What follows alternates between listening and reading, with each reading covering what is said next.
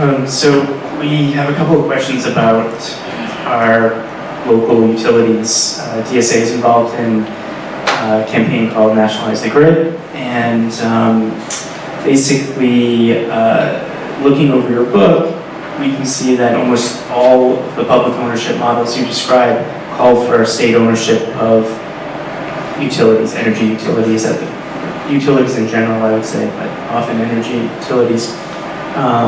Our local energy distribution company here, National Grid, is a product of privatization in the UK, and we are also encouraged to shop for our energy suppliers on a deregulated market.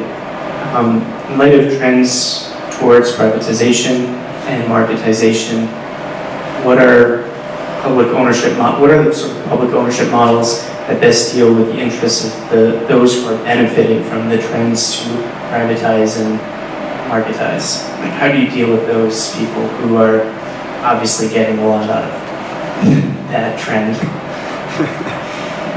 Yeah, that's a strategy question. I'm going to take a step back from that to the question about energy more specifically, and it's quite interesting that you mentioned National Grid in the UK context.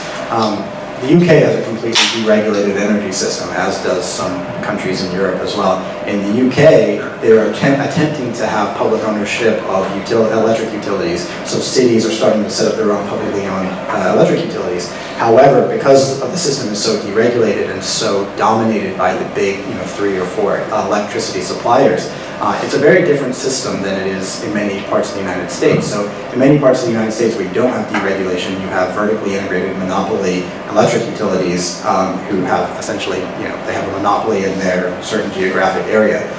In some states, I take it, this state, you have a deregulated system, but not many states. And then, we started to go down the deregulation road in the 2000s, and we had Enron in California and the rolling blackouts, and a lot of states started to reverse their energy privatization schemes.